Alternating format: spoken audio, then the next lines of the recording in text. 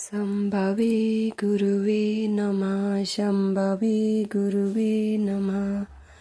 प्रणाम करती हूँ मैं अपने गुरु महेश्वर शिव के चरणों में मेरा प्रणाम स्वीकार हो।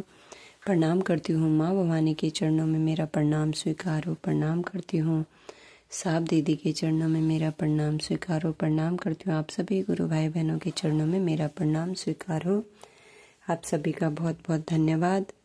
आगे सुनते हैं महाशिव पुराण संचित में। इससे आगे का हमने पहले वाली वीडियो में सुना है, आज यहाँ से सुनेंगे। वहाँ आई हुई युवतियों ने भी वर के मनोहर रूप की भूरी भूरी प्रशंसा की। वे बोली, गिरिराज नंदनी शिवा धन्य है, धन्य है। कुछ कन्याएं कहने लगी, दुर्गा तो साक्षात भगवती है। कुछ दूसरी कन्याएं महारानी मैना से बोली, हमने तो कभी ऐसा वर नहीं देखा है और न कभी ध्यान में ही ऐसे वर का अवलोकन किया है। इन्हें पाकर गिरिजा धन्य हो गई।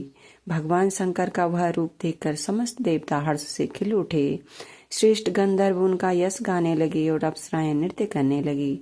बाजा बजाने वाले लोग मधुर ध्वनि में अनेक प्रकार की कला दिखाते हुए आदर पूर्वक भांति भांति के बाजे बजा रहे थे। हिमाचल ने भी आनंदित होकर द्वारोचित मंगलाचार किया। समस्त नारियों के साथ मैना ने भी महान उत्सव मनाते हुए वर का परीक्षण किया। इसके बाद भगवान शिव अपने गणों और देवताओं के साथ अपने को दिए गए स्थान जनवासे में चले गए। इसी बीच में गिरिराज के अंतःपुर की स्त्रियां दुर्गा को साथ ले कुलदेवी की पूजा के लिए बाहर निकली। वहां देवताओं ने, जिनकी पलकें कभी नहीं गिरती थी, प्रसन्नता पूर्वक पार्वती को देखा। उनके अंग कांति नील अंजन के समान थी। वे अपने मनोहर अंगों से ही विभूषित थी। उनका कटाक्ष केवल भगवान त्रिलोचन पर ही आदर पूर्वक पड़ता था। दूसरे किसी पुरुष की ओर उनके नेत्र नहीं जाते थे। उनका प्रसन्न मुख मंद मुस्कान से सुशोभित था। वे कटाक्ष पूर्ण दृष्टि से देखती थी और बड़ी मनोहरणी जान पड़ती थी। उनके केसों की चोटी बड़ी ही सुंदर थी।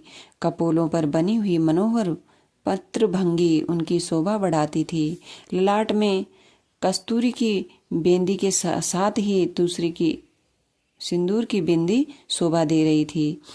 वक्ष स्थल पर श्रेष्ठ रत्नों के सारभूत हार से दिव्य दीप्ति छिटक रही थी। रत्नों के बने हुए केवर वलय और कंकण से उनकी भुजाएं अलंकृत थी। उत्तम रत्नमय कुंडलों से उनके मनोहर कपोल जगमगा रहे थे।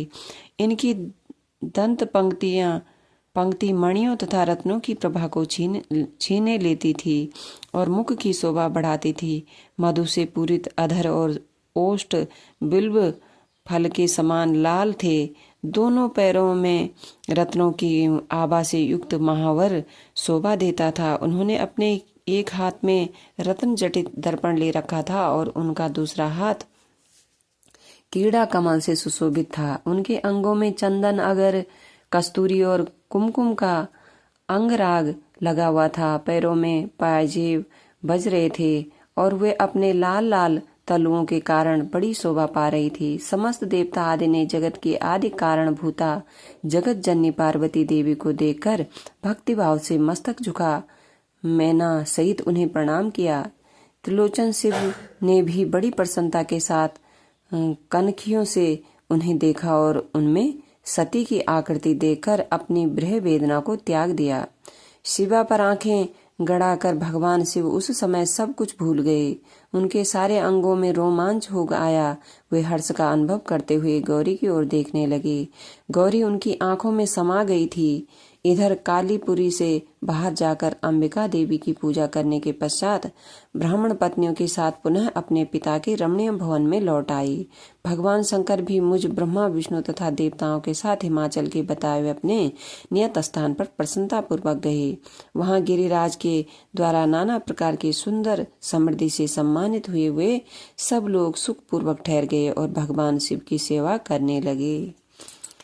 अपने गुरु सहित साप दीदी के चरणों में प्रणाम। आप सभी गुरु भाई बहनों के चरणों में प्रणाम। सभी का बहुत बहुत धन्यवाद। आज के लिए इतना ही। इससे आगे कल सुनेंगे।